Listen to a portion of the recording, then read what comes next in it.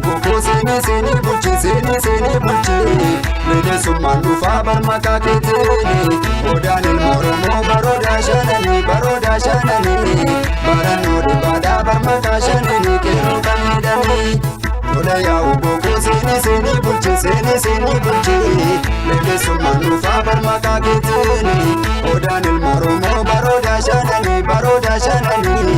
Baranno dibada barmaka shanani Kero kamidani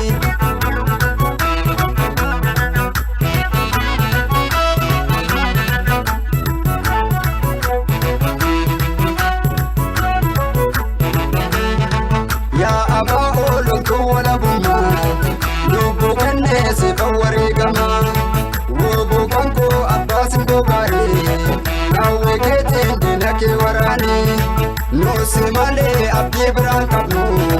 Wobu bangku kanitti nadanu Asham jadi ma fasham injirtu Saba kete male finiyatu Sintila mai kabu manu rehman Yang garu ma ikan kabat Ida jalla wari kabat nabat Gatan ormo orga ormo injibat Yerong kese wobu jajabadu Yada kanke enyuyun dangesu Kana jechuuf no ilmaan kee jirra Warra galtuu sirra bonkolchina Nutin beekna diina saba keenya Abbaa garaa hundeedhaan buqqifna Maqaa kan keen keroo yoo dhaadatu Leenca keenya boosona baroodu Hin sodaannu ammas hin falmanna Nu gorseera eebbisaan addunyaa Jaarren beekuu buqqeedhaaf hanqaaqu Dhoksaadhumaan Oromoo haqaaqu Ati dhumnaan sabni si simate Gaafa sana kan diinni sodaate Jaarri dhiisuu maqaa si tureessu Yeroo darbee si innu ajjeesu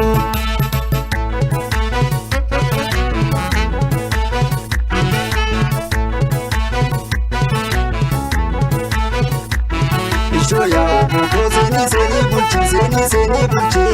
Bide summan dhufa barmaka keteni Furtuu walabummaa argamaa dhugaati Eenyutu wallaalee hundumtu beekaati Kartee guddifattee aqdaloota qubee Nuti si jaallatee diina maaltu qubee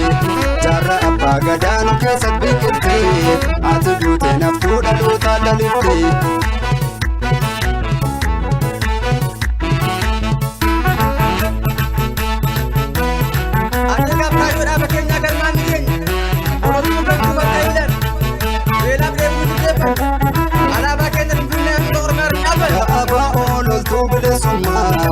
Lobbo kenneesi kan wareegamaa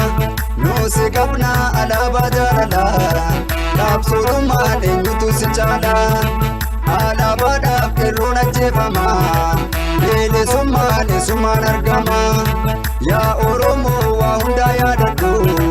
Heereen keetii wal faana falmadhu Jajjabee koofaatii kee mirmirsi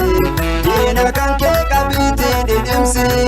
Ati fakkeenya arbii Afrikaa Gootummaa kee addunyaatu beeka Mul'ata hunda caalu Abbaa biyya baataa